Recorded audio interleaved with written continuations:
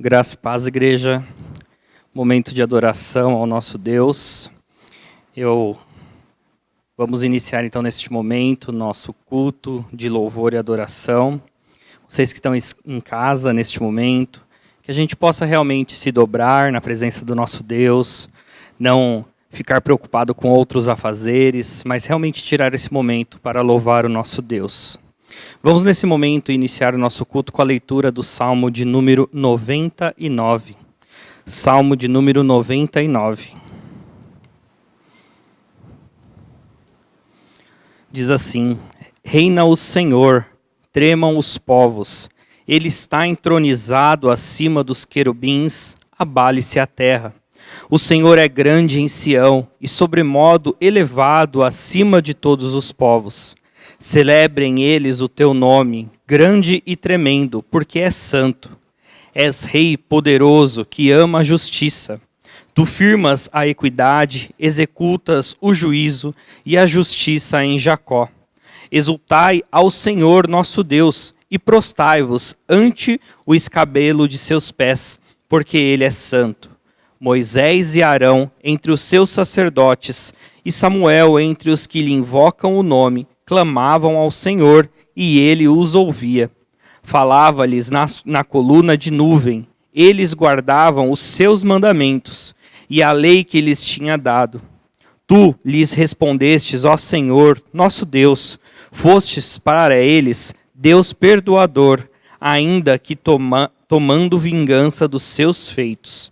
Exaltai ao Senhor nosso Deus e prostrai-vos ante o seu santo monte, porque santo é o Senhor, nosso Deus. Vamos louvar a Deus, então, neste momento. Antes, vamos fazer uma oração de adoração.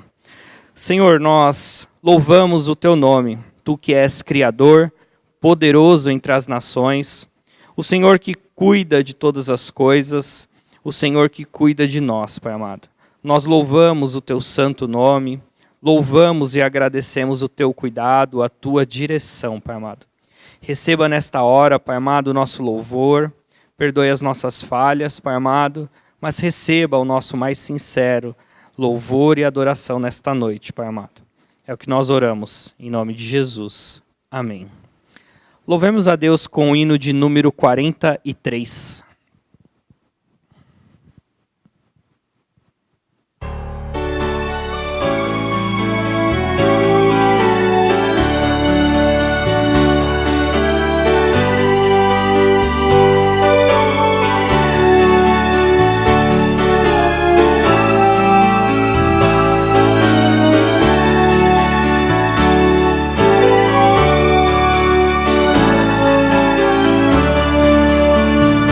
Desperta já meu coração e louva o Salvador, cantando em hinos triunfais, que Deus é o Deus de amor, imenso amor, amor sem par, preenche os vastos céus, alcança a terra e a todos nós, insigne amor de Deus. Desperta já meu coração e louva o grande Salvador, cantando em hinos triunfais, que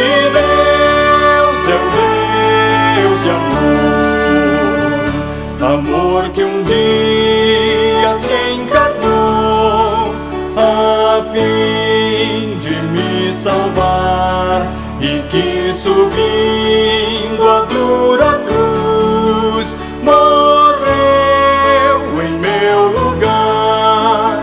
Amor que exclama, vinde a mim, que busca o pecador. Amor eterno sem igual, de Cristo Salvador. Desperta já meu coração e louva o grande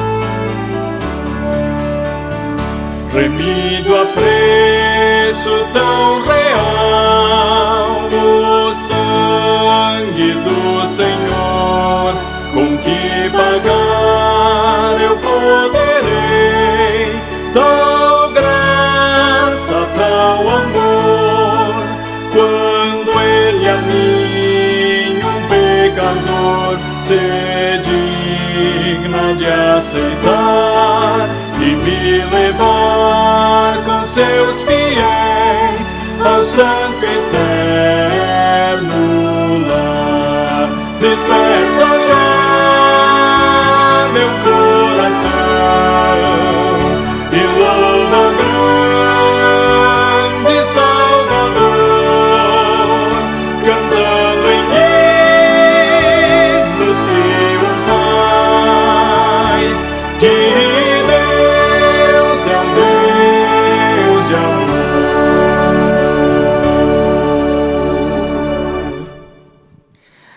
Amém. Glória a Deus. Desperta, Senhor, o nosso coração para que possamos louvar e entrar na presença desse Deus.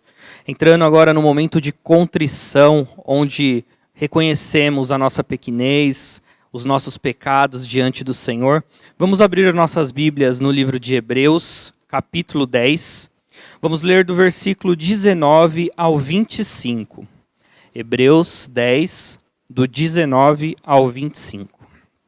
A palavra de Deus diz assim: Tendo, pois, irmãos, intrepidez para entrar no Santo dos Santos pelo sangue de Jesus, pelo novo e vivo caminho que ele nos consagrou pelo véu, isto é, pela sua carne. E tendo grande sacerdote sobre a casa de Deus, aproximemo-nos com sincero coração, em plena certeza de fé, tendo o coração purificado de má consciência e levado o corpo com água pura. Guardemos firme a confissão da esperança, sem vacilar, pois quem fez a promessa é fiel. Consideremo-nos também uns aos outros, para nos estimularmos ao amor e às boas obras. Não deixemos de congregar-nos, como é de costume de alguns. Antes, façamos admoestações, e tanto mais quanto vedes que o dia se aproxima. O dia se aproxima e nós precisamos, então, estar sempre na presença do nosso Deus, pedindo perdão, nos apresentando e falando, reconhecendo que nós não somos capazes e sabendo que Ele é o fiel e que Ele nos perdoa e que Ele nos dá a salvação. Vamos abaixar nossa cabeça, então, nesse momento e nos apresentar para Deus no momento e numa oração de confissão dos nossos pecados. Pai amado,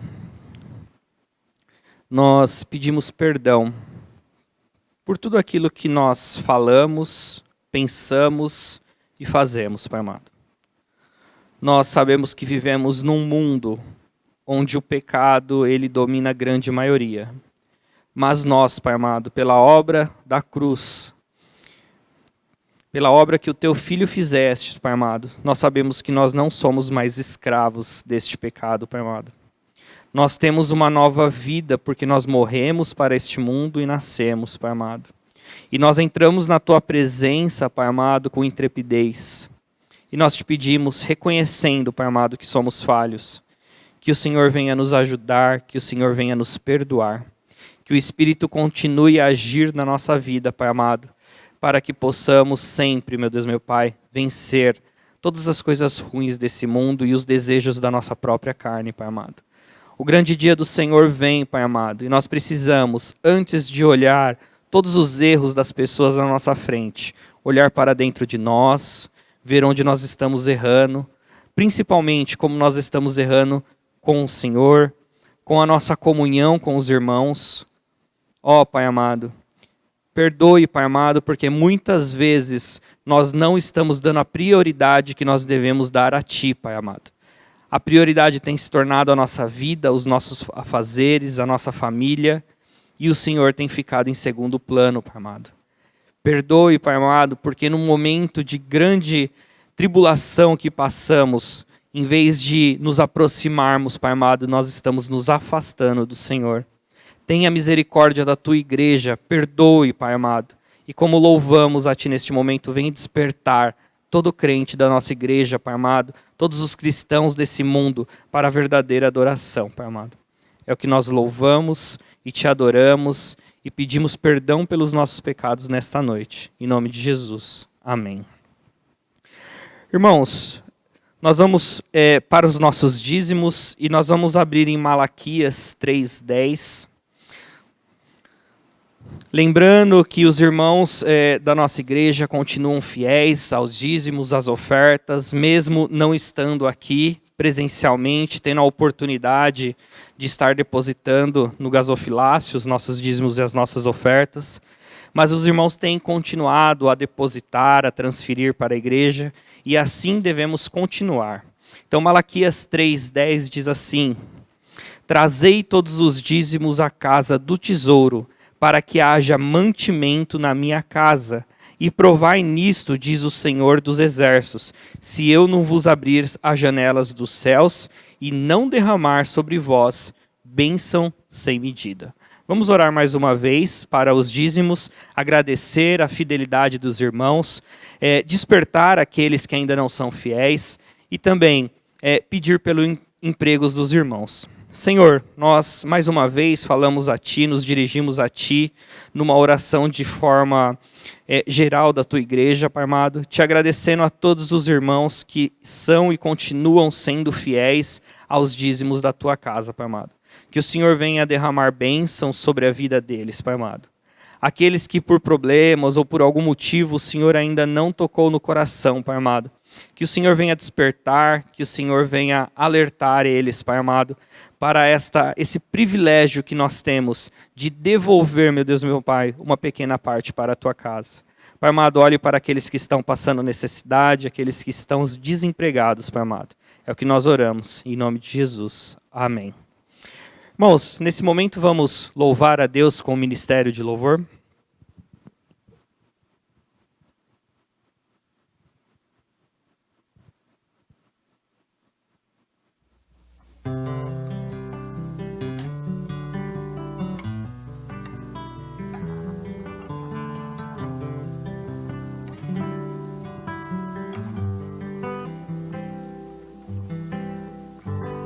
Renova o meu interior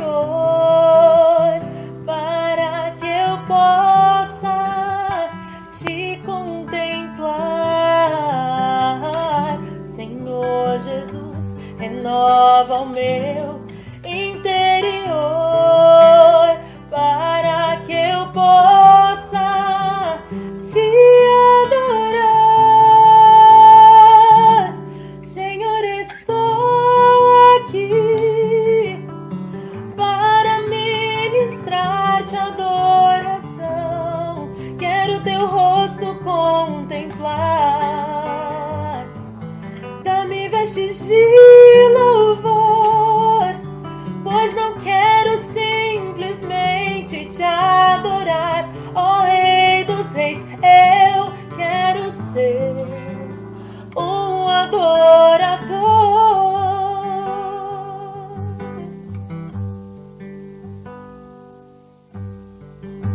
Renova o meu interior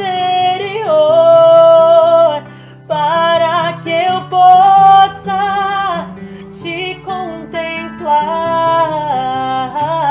Senhor Jesus. Renova o meu interior para que eu possa te adorar, Senhor. Estou aqui para ministrar-te adoração. Quero teu rosto contemplar. Dai-me vestes de louvor, pois não quero simplesmente te adorar, ó Rei dos Reis. Eu quero ser um adorador,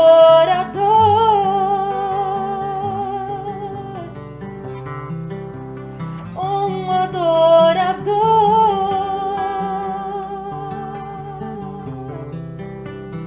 um adorador.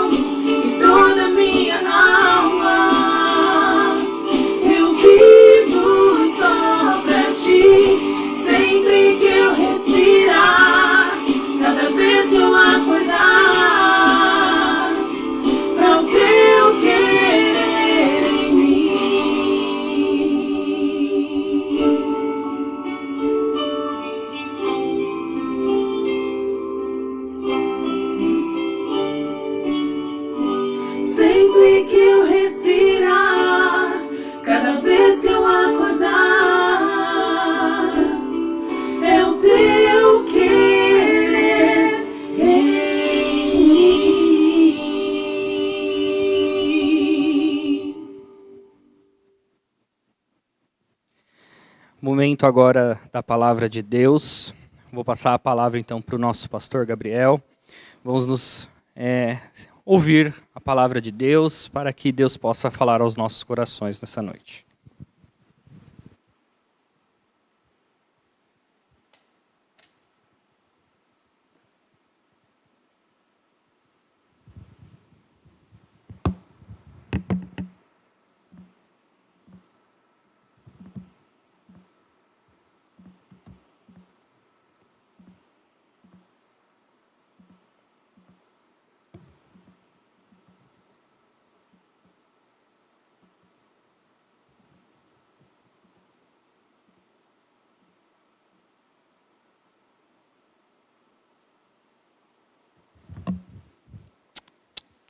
Saúdo a igreja com a graça e a paz do Senhor Jesus.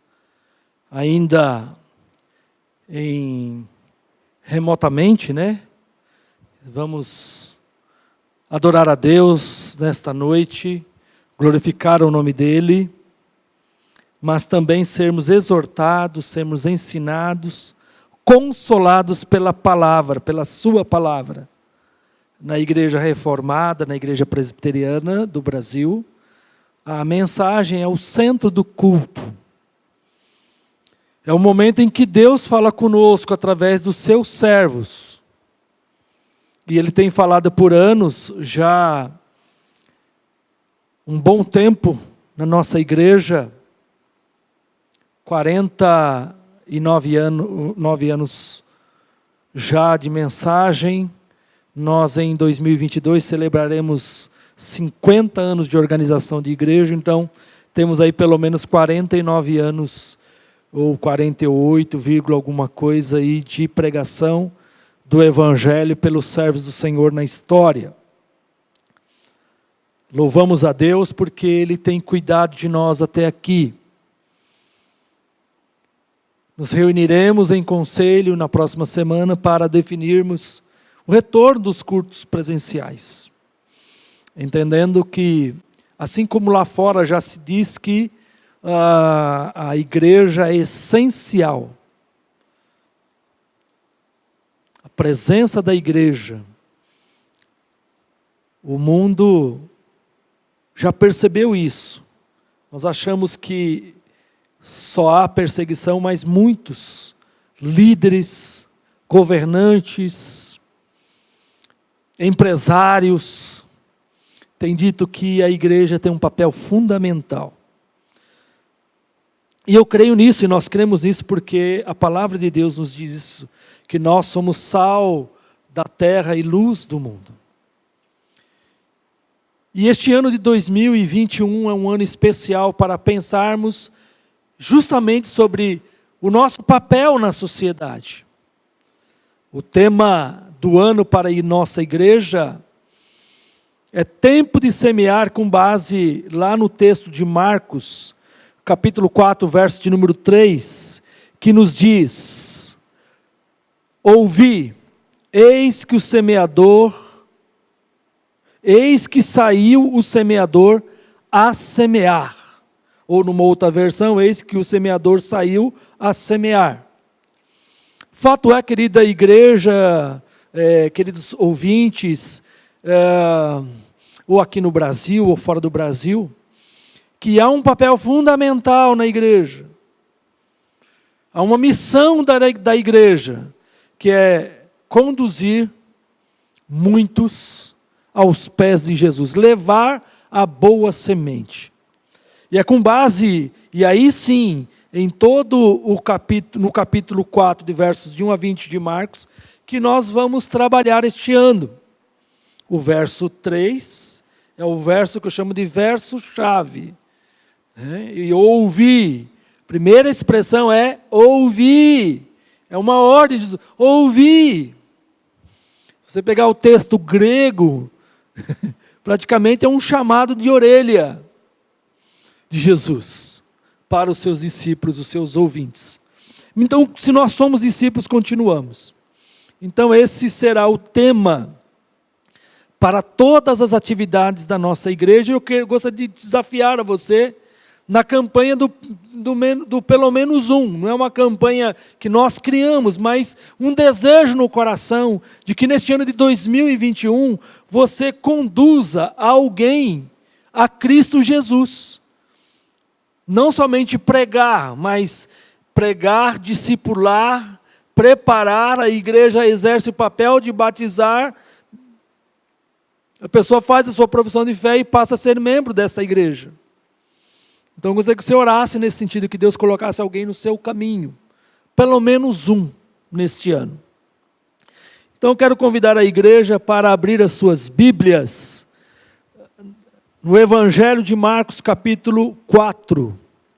Evangelho de Marcos capítulo 4, que nos diz: quando Jesus ficou só, 4 de 1 a 9, e depois... é o capítulo 4 de 1 a 20. Hoje eu estou aqui me perdendo um pouco aqui, mas eu me encontro, viu gente? Eu me acho. Voltou Jesus a ensinar à beira-mar, verso 1. E reuniu-se numerosa multidão a ele, de modo que entrou num barco, onde se assentou, afastando-se da praia. Todo o povo estava à beira-mar, na praia. Assim lhes ensinava muitas coisas por parábolas no decorrer do seu doutrinamento. Ouvi, eis que saiu o semeador a semear. E ao semear, uma parte caiu à beira do caminho, e vieram as aves e a comeram. Outra caiu em solo rochoso, onde a terra era pouca, e logo nasceu, visto não ser profunda a terra. Saindo, porém, o sol, a queimou. E porque não tinha raiz, secou-se. Outra parte caiu entre os espinhos. E os espinhos cresceram e a sufocaram, e não deu fruto. Outra, enfim, caiu em boa terra e deu fruto, que vingou e cresceu, produzindo a 30, a 60 e a 100 por um. E acrescentou: quem tem ouvidos para ouvir, ouça. Quando Jesus ficou só, os que estavam junto dele com os 12 o interrogaram a respeito das parábolas. E ele lhes respondeu: a vós outros é dado conhecer o mistério do reino de Deus, mas aos de fora tudo se ensina por meio de parábolas, para que vendo, vejam e não percebam, e ouvindo, ouçam e não entendam, para que não venham a converter-se e haja perdão para eles. Então lhes perguntou: não entendeis esta parábola? E como compreendereis todas as parábolas? O semeador semeia a palavra. São esses o da beira do caminho, onde a palavra é semeada. E enquanto a ouvem, logo vem Satanás e tira a palavra semeada neles. Semelhantemente, são esses os semeados em solo rochoso, os quais, ouvindo a palavra, logo a recebem com alegria. Mas eles não têm raiz em si mesmo, sendo antes de pouca duração, em lhes chegando a angústia ou a perseguição por causa da palavra, logo se escandalizam. Os outros, os semeados entre os espinhos, são os que ouvem a palavra, mas os cuidados do mundo mas os cuidados do mundo, a fascinação da riqueza e as demais ambições, concorrendo, sufocam a palavra, ficando ela infrutífera.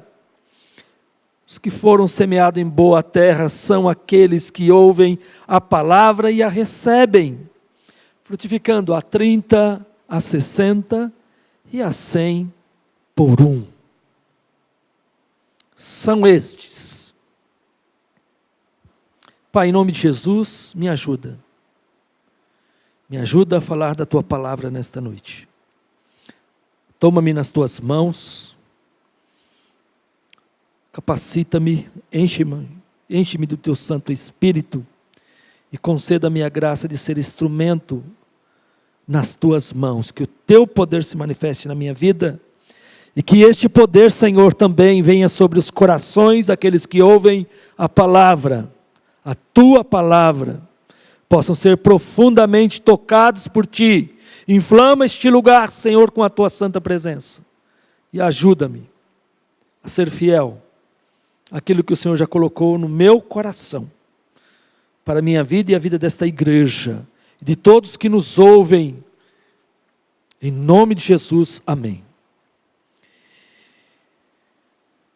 Querida igreja, nós falamos um pouco sobre a tarefa de semear na semana passada, próxima, ou próxima passada, e hoje eu quero falar um pouquinho sobre solo, os tipos de solo, muito mais de uma análise, analisando, olhando, e me preparando para esta mensagem, li muito, ouvi muito sobre técnicas, sobre quem de fato tem esta capacidade de fazer uma análise. E a pergunta inicial é: quem é capaz de analisar qual o melhor solo, que tipo de solo posso cultivar determinada semente, determinado tipo de cultura de semente ou sementes? Quem é este profissional capaz? Na literatura nos diz sobre o técnico em agricultura ou o engenheiro agrônomo, que passa pelo menos 5 anos em uma academia, numa faculdade, pelo menos, desenvolvendo competências e habilidades para estudar a melhor maneira de potencializar um processo de cultura, de lavoura, de desenvolvimento de recursos, estudando uma estrutura de disciplinas tão importantes. Às vezes nós olhamos quem estuda, quem se prepara com um olhar muito simplista, não entendendo o custo que isso tem, de dias, de dedicação, de preparação. Então, quem é capaz? O engenheiro agrônomo, o técnico em agricultura. Estou falando dos tempos modernos. Eles estão preparados para darem este suporte aos agricultores, aos fazendeiros, na escolha do melhor solo para o plantio. Mas é interessante que também nesta pesquisa fui observar os vários tipos de solo, e aí nós aprendemos. Quanto mais nós temos a necessidade de ensinar, mais nós aprendemos. Este é o caminho do conhecimento.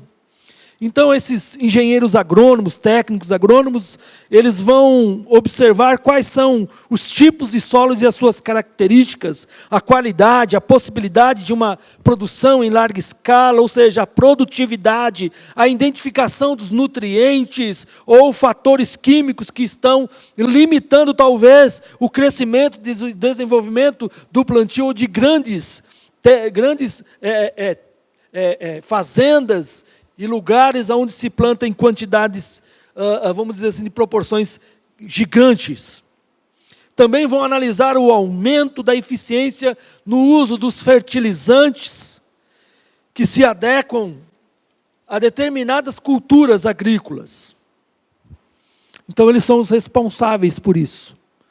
Porque dependendo o tipo de semente a ser plantada, existe um solo específico para ela, existe toda uma preparação para isso. E há vários tipos de solo. Alguns eu listei aqui, o nitossolo, aquele solo meio avermelhado. Quem ali vai para a região de Londrina, no Paraná, conhece bem esse tipo de solo, bem avermelhado. O organossolo, né? Mais fólico, mais escuro. Quem aí gosta de mexer com terra, sabe, a terra preta. É uma terra boa. O plintossolo, ele é mais argiloso ou mais pétrico, ou seja, é capaz de ter uma solidez e muitas vezes impede do plantio. O plantossolo, o vertissolo, ou seja, são nomes técnicos a outros solos. Mas, praticamente o que nós conhecemos são 5 tipos de solo. O solo arenoso, que tem uma consistência mais granulosa. Quem vai à praia mais ou menos entende um pouco, ou algumas regiões onde o solo ele contém mais areia, né? Ele é mais soltinho, ele é um solo permeável, muito utilizado também para filtragem, tratamento de água. O solo argiloso, que tem uma consistência mais fina, é impermeável, argila. As crianças brincam com argila. Mas quando ela seca, ela se torna impermeável, a dificuldade da passagem da água. O arenoso, região nordeste tem muito, o argiloso aqui no sudeste, no sul. Há também o solo árido. O solo árido é aquele que não possui água em sua composição. Se dá normalmente em regiões onde há uma ausência extrema e contínua da falta de chuvas. O solo calcário rochoso, formado por partículas de rochas, ele é seco, é o deserto. Né? Esquenta muito. Ao receber aí a luz solar. E há também o solo que nós chamamos humoso orgânico, que é justamente esse um tipo de solo agradável para o plantio. Ele tem grande concentração de material orgânico em decomposição. Eu me recordo aqui do tempo criança, lá no quintal de casa, tinha lá um cantinho de terra, e a minha mãe, quando nós cortávamos ali batata, cebola, ou alguma verdura, o restante daquilo, sabe quando você vai limpando ali a verdura para preparar uma boa salada, tudo que era orgânico, ela fala, filho, vai lá no quintal e mistura com a terra. E era onde ela plantava ali cebolinha, salsinha, couve. E dava muito. Então, aquele solo onde a decomposição dos materiais orgânicos contribui para o processo de melhoria daquela terra. Às vezes ela me mandava buscar também a terra preta. Essa terra mais escura. E ali misturávamos isso, dava uma boa terra para o plantio. Mas por que, pastor, você entrou sobre esses tipos de solos? Porque é o que Jesus faz. Podemos dizer que o grande desenvolvimento agrícola hoje tem o seu pé no passado, na história da humanidade, nas grandes regiões, os grandes povos onde desenvolviam-se naquela época também a sua, vamos dizer, a sua engenharia agrícola. E Jesus, conhecedor e sabendo que aquelas pessoas entendiam o que eram as características do solo da Palestina e a vivência agrícola, ele vai tecer alguns comentários e vai usar essa analogia. Hoje eu quero trabalhar com a análise. Né? O nosso tema de hoje é avaliando o solo do meu coração. Avaliando o solo do meu coração. Avaliando o coração, então. Sócrates, o grande filósofo, disse, conheça-te a ti mesmo. Conheça-te a ti mesmo. O exercício mais difícil para nós é fazer uma autoanálise da nossa vida e da disposição do nosso coração. E Jesus chama a atenção aos seus discípulos, na principal das parábolas, que vai abrir a porta para as demais parábolas que se seguirão. É por isso que ele pergunta, se vocês não entenderem essa, que ele a explica, como entenderão as demais? E apontava para o reino. Jesus vai falar desses 4 tipos de solo. Na verdade é uma metáfora, uma figura para mostrar pessoas, talvez os seus ouvintes. Se nós dividirmos aqui, nós teríamos aí 1/4 para cada tipo de solo. um grupo onde são os da beira do caminho, ou seja, um quarto daqueles que formam o chamado o solo rochoso, um quarto para aqueles que foram desenvolvidos entre os espinhos e um quarto que está na chamada terra ou solo humoso, solo bom. Então, como podemos avaliar, através da explicação de Jesus, que se encontra dos versos 15 ao verso de número 20. Olhando para o que Jesus nos explica, ele diz no verso de número 15 e 16, são esses os da beira do caminho, onde a palavra é semeada. Este solo tem uma característica. Na realidade, este solo é o solo que poderíamos chamar de impermeável ou impenetrável. Este solo é um solo onde ele vai se formando através da realidade que está no entorno dele. Jesus está à beira do caminho. Eu não sei aí quem é da minha época, dos campinhos de futebol.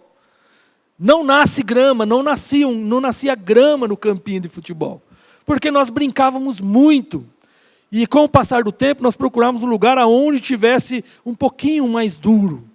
Ali próximo do cemitério do Curuçá, havia alguns campos de futebol. Cheguei a jogar futebol ali, não era essa beleza toda. Não era esses jogadores, né, tão habilidoso. Mas eu batia a minha bolinha ali. E caía. Era mesmo que com um ralador.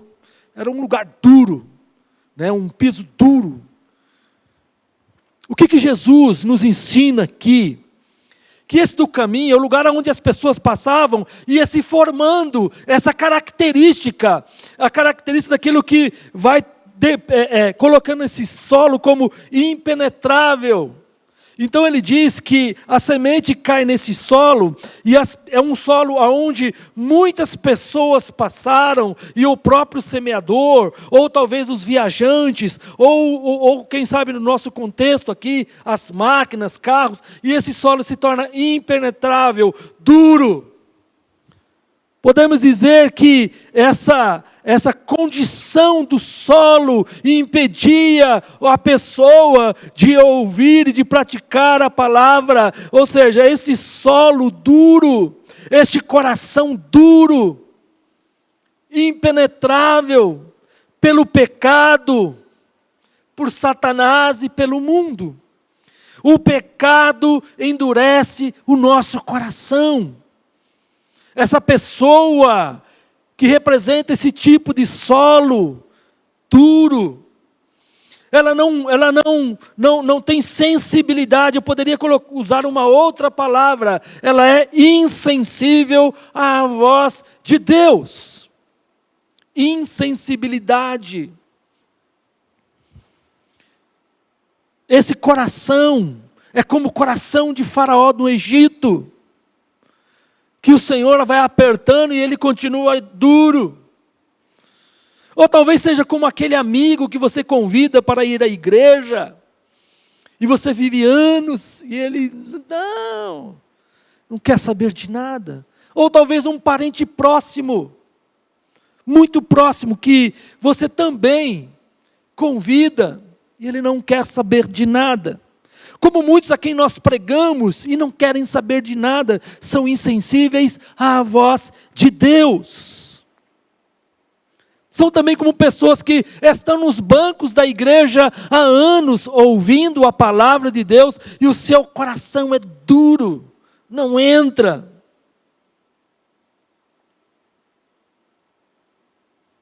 A mensagem do céu e do inferno não mexe com essa pessoa. Há muitos assim que estão fora, mas também estão dentro da igreja, que há anos frequentam, ouvem a palavra e não muda nada, não mudam. O seu coração é duro. A palavra é semeada. A palavra é poderosa, cai na terra dura. Quantas pessoas você não conhece assim? Que você fala há anos e a pessoa é insensível. Por isso que Satanás vem, diz-nos o texto, que Satanás vem e rouba-lhe o coração. Rouba-lhe a palavra. Aquela palavra não prevalece naquele solo. Só lembrar do campinho de futebol. É só lembrar de uma viela antiga que não era asfaltada. Hoje as vielas, né? As pequenas ruas transversais aí, hoje são asfaltadas, mas no meu tempo era pedra. Era chão batido. Impermeável. Nem água passa.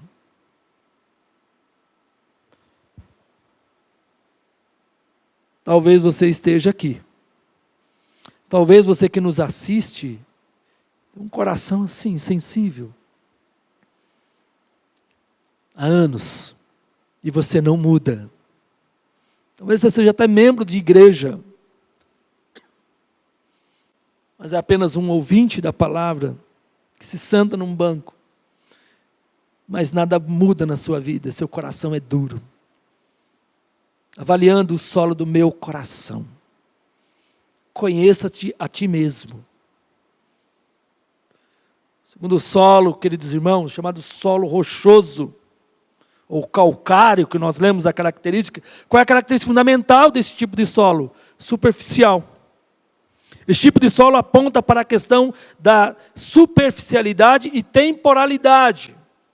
Ou seja, é um solo, é um solo onde seja possível que haja ali uma quantidade de terra. E aonde a semente cai e chega a crescer. Lembrando aqui do trabalho feito pela nossa irmã Silvia, com as crianças do feijãozinho. As professoras normalmente trabalham com crianças, gostam de fazer a experiência do feijão e do milho.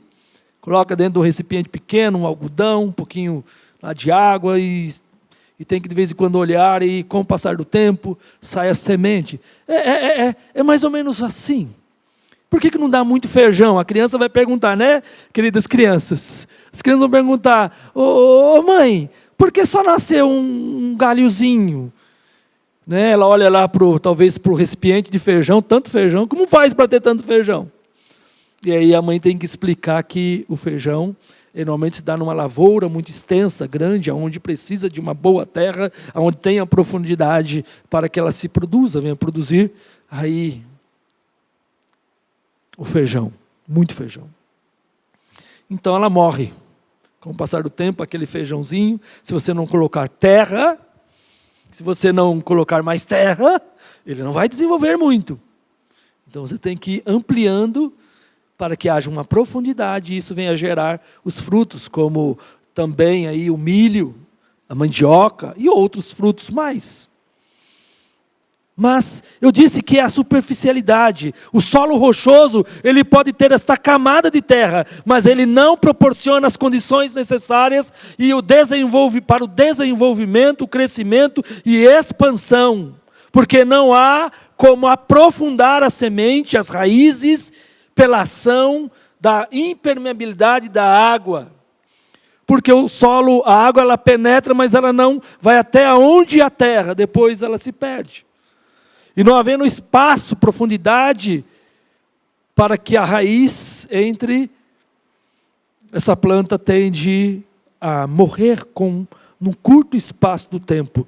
Então, o que Jesus nos traz aqui de ensino sobre essa segunda característica, ou segundo tipo de solo, o solo rochoso, é esse aspecto da superficialidade das emoções. Eu vou explicar um pouco mais. Quando nós ouvimos uma mensagem poderosa, uma mensagem que mexe com a nossa estrutura, de confrontação, uma mensagem onde o pregador, talvez aí um dos grandes pregadores, esteja, como nós dizemos, no óleo, na unção do Espírito Santo, que leva pessoas a chorar, a angustiar-se, a entender um pouquinho sobre a sua condição, bem parcial ali. mas ela se quebranta e ela resolve e toma decisão. Isso acontece muito em movimentos de pregação evangelística, de grandes encontros. Isso acontece em acampamentos de jovens, querido jovem, aonde a pregação 3, 4 dias ali de mensagem, e você chora, e você abraça, e você faz uma promessa, mas passa o tempo, aquele momento da emoção, passa o tempo. Acabou. Não tem consistência. Já viu essa questão das pessoas ansiadas pelo próximo acampamento? Porque é muito superficial. Não há espaço para confrontação, para mudança. A impermeabilidade, a falta de possibilidade de chegar à água e gerar uma terra mais, onde tem espaço para aprofundar, levam as pessoas a terem uma vida muito apegada às emoções. Não que não tenhamos, mas ela é passageira. Porque certamente diz-nos o texto, verso de número 16. Semelhante são esses os semeados em solo rochoso, os quais, ouvindo a palavra, logo a recebem com alegria. 17. Mas eles não têm raiz em si mesmo, sendo antes de pouca duração. E aí vem a perseguição, vem a angústia. E por causa da palavra que confronta o pecado, e por causa da palavra que diz que nós devemos morrer para nós mesmos, por causa da palavra que nos desafia a ter uma vida diferente, amadurecer. E não é apenas tomar uma decisão momentânea, muitos desistem. Você já ouviu pessoas assim? Que vivem só de momento? Quando nós convidamos alguns pregadores, ou vamos ouvir nossos queridos irmãos, grandes pregadores da palavra de Deus, aquela palavra ela mexe com a pessoa. Ela mexe na estrutura emocional. Mas ela não encontra um solo fértil. É um solo com a camada muito fina da vida cristã. Eu sempre digo que isso tem a ver com o discipulado. Os verdadeiros discípulos de Jesus amadurecem. Esse tipo de solo, o tipo de pessoa, não amadurece na vida cristã. Porque é superfície. Não suportam os desafios da vida de um discípulo de Cristo Jesus, do verdadeiro discípulo de Cristo Jesus, a abnegação, ou seja, o negar-se, a cruz, o fazer morrer as nossas vontades, os desafios que um compromisso de um verdadeiro discípulo de Jesus exige. Isso fica difícil. Fica difícil. Normalmente são pessoas que ficam mais à distância, não estão próximos da cruz. Não compreendem o aprendei de mim. Não compreendem negue-se a si mesmo. Não compreende mortificai-vos. Porque vive de momento. Talvez você esteja na igreja há muito tempo, querido. E você esteja como esta pessoa. Vivendo de momento. De emoção. Há muitos assim, queridos. Não estou dizendo que a emoção não é importante.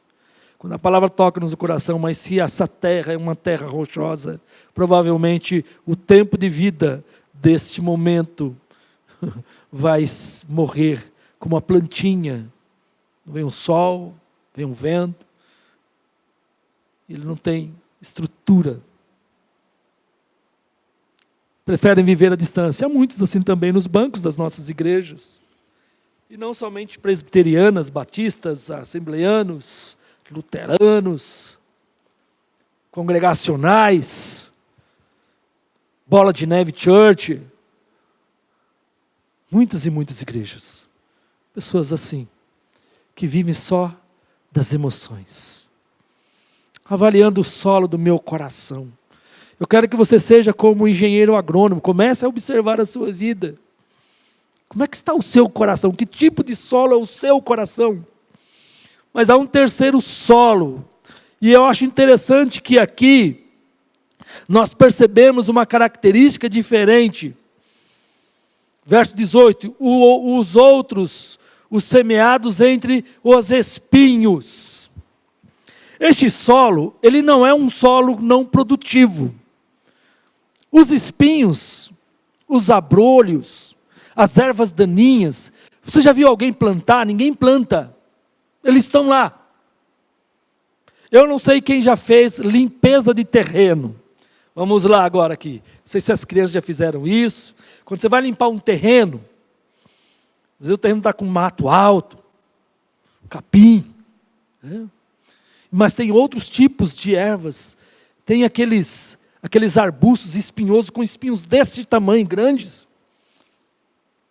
Quem plantou? E ele cresce. E ele também dá o seu fruto ali, naquele sentido. E aí quando você começa a capinar, a limpar o terreno, você tem alguns tipos de capins, que ele cria uma ramada por debaixo da terra, que você faz força para arrancar, e as estruturas da raiz são profundas, e você faz muita força. E muitas vezes é necessário uma enxada, e aprofundar, porque ele vai entrando, e ele vai se espalhando, e aí a semente boa que cai ali, ela não consegue desenvolver um bom fruto. Porque esta ramada, essas raízes da erva daninha, ou dos espinheiros, impedem. Na verdade, elas sugam todos os nutrientes e benefícios que a terra produz, impedindo o desenvolvimento de uma cultura, quem sabe, de um milho, de um feijão, de uma macieira, ou uma plantação de abóboras. Esse coração, eu coloquei aqui, que é o coração eclético.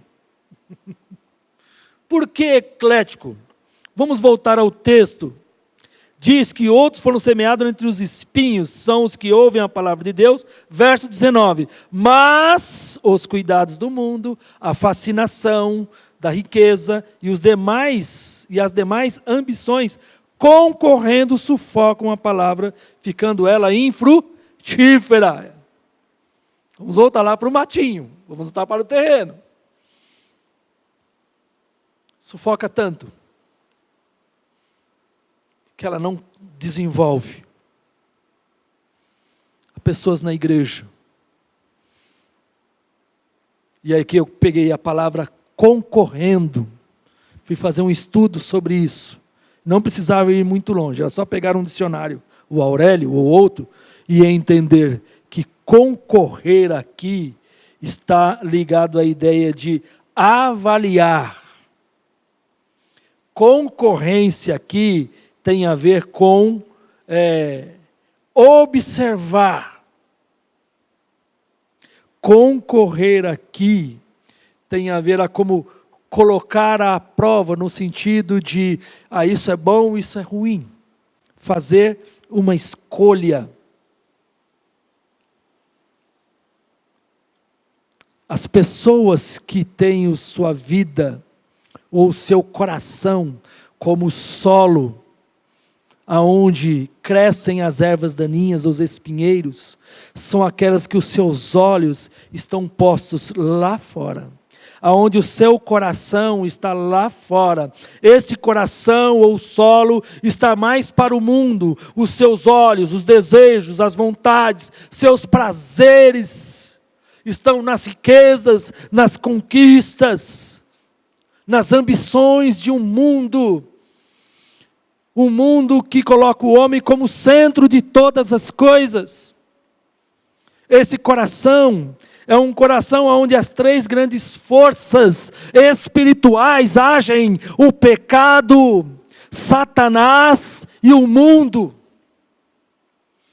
Aonde é um coração, é uma terra, aonde essa questão da natureza humana caída, do pecado, age de maneira intensa. E a pessoa dá aquela olhada, É como o filho pródigo, que fala: pai, me dá os meus bens, eu vou curtir a vida. Eu quero dizer para você, querido jovem, você que me ouve, há muitos que são assim. O seu coração são como aqueles que, aonde a semente caiu. Talvez você tenha sido criado na igreja, vivido momentos felizes, mas hoje optou pelo mundo, pela paixão, pela sedução das coisas. Os seus ouvidos não estão mais como ouvidos atentos à palavra de Deus. O seu coração não é um coração mais sensível à ação do Espírito Santo. Os seus olhos não contemplam os céus. O apóstolo Paulo, na segunda carta a Timóteo, escrita ao jovem Timóteo, no capítulo 3, o verso 4, diz que algumas pessoas no final dos tempos seriam mais amigos dos prazeres que amigos de Deus. Olhemos para o tempo de hoje, queridos. O que mais chama a atenção hoje são os movimentos aí de encontros de juventude, aonde a bebida, onde a droga, sexo e tudo que não presta se faz presente. E há muitos que estão frequentando simultaneamente ou paralelamente à igreja, talvez num dia e no outro dia, está num fluxo. Os jovens sabem o que eu quero dizer, que é um fluxo. Ama mais as coisas do mundo. As coisas de Deus e o próprio Deus não lhes enche a mente, o coração e a alma. Não há prioridade das coisas dos céus em sua vida, em sua agenda pessoal. Talvez esteja no terceiro, quarto, quinto, ou não esteja em plano algum da vida. A palavra, então, essa concorrência afasta a pessoa, faz com que a palavra não venha frutificar. Você pode estar na igreja e estar como este campo, este coração, este solo. Querida igreja, muitos que estão aí, nós precisamos levar a palavra, nós somos os que semeiam a palavra, não importa onde ela vai cair, mas você vai encontrar, não desanime. Nós podemos olhar hoje o mundo contemporâneo tem muito essa característica deste solo, onde as três influências espirituais poderosas têm atingido a vida de milhares de pessoas. O pecado, Satanás e o mundo. Avaliando o solo do meu coração. Mas Jesus não para por aí. Nós temos um solo, chamado solo humoso, ou solo orgânico. Eu gosto do solo orgânico porque esse solo ele é grande em concentração de nutrientes, de sais, minerais. Ele é um solo que tem uma capacidade de receber a água e ali mantê-la, de potencializar todo o processo de eficiência e funcionamento, desenvolvimento da semente. Tem características interessantíssimas. O que nós encontramos ali é um solo saudável. Então, Jesus agora nos ensina que, como o Salmo 126 nos diz, quem sai andando e chorando enquanto semeia, voltará com júbilo. É o solo onde a palavra que levamos, cai em terra boa. Ele chama de terra boa, o humoso, solo humoso. Solo onde os nutrientes, eles vão manter a qualidade desta terra. É o coração onde a morte do eu já começou. Veja bem que o solo humoso, há uma decomposição de plantas, talvez de animais. O nosso eu vai morrendo e a nova vida vem frutificando.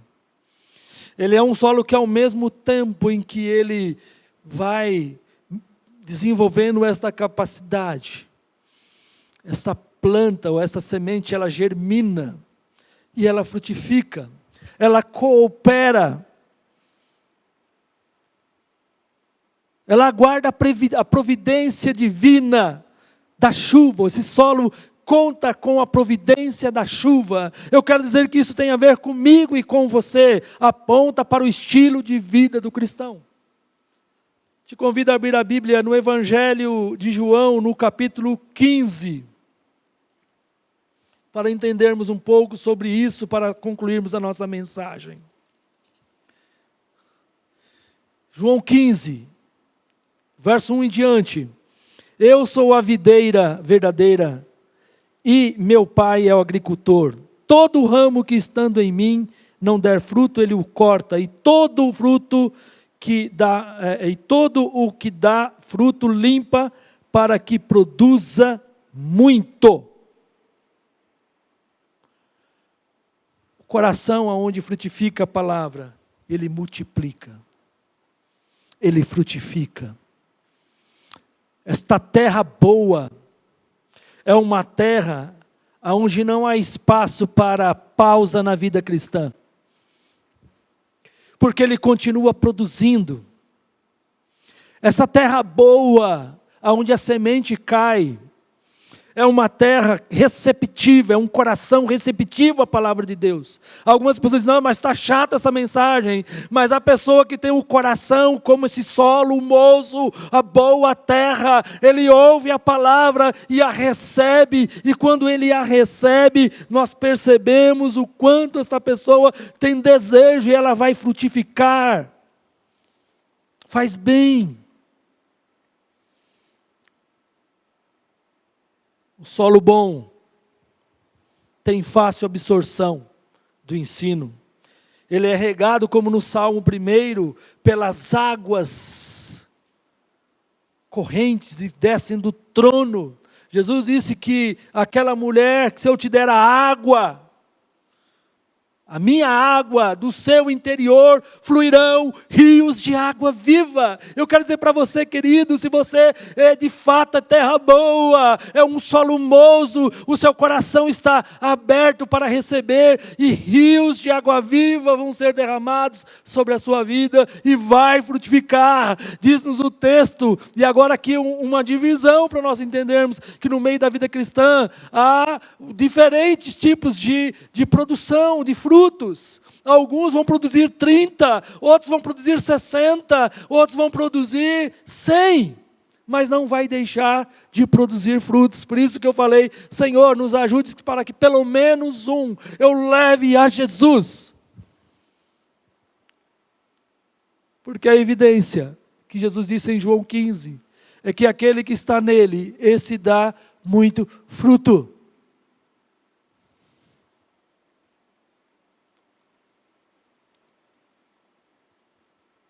É uma progressão geométrica. É 30, 60, 100. Na realidade, é muito diferente dessa matemática que eu falei, porque nós não sabemos o efeito que é levar a mensagem. Nosso querido irmão, missionário Albano, falou conosco na reunião do presbitério. E ele estava falando que aonde o Senhor o colocou, já vai nascer uma igreja.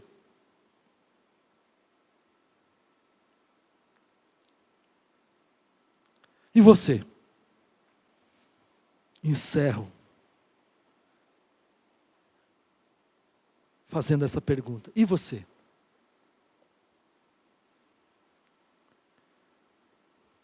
Que tipo de solo é o seu coração?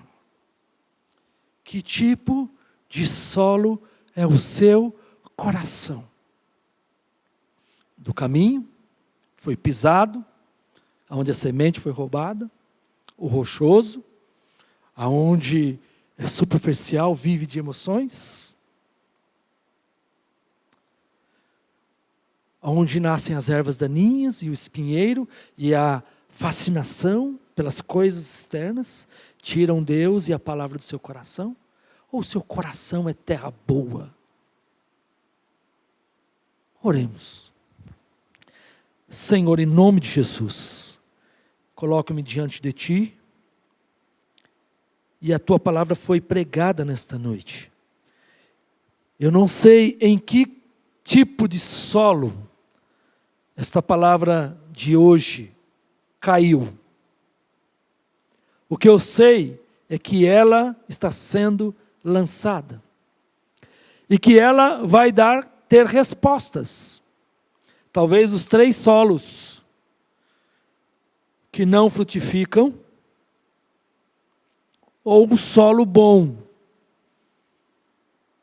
Mas a Tua palavra foi pregada. Senhor, talvez alguém que está nos ouvindo ou assistindo esta mensagem não Te conheça. É solo duro. Mas para o Senhor não há impossíveis. Então a minha oração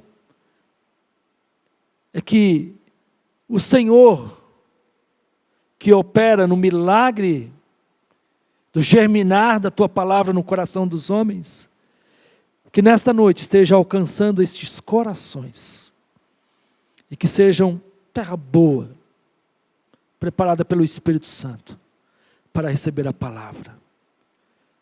Eu faço, Senhor, em nome de Jesus. Amém. Recebei a bênção. Que a maravilhosa graça do Senhor e Salvador Jesus Cristo, o amor eterno e insondável de Deus Pai, as ternas consolações, a presença e o poder do Espírito Santo, sobre vós repouse e permaneça, hoje e para todo sempre. Amém.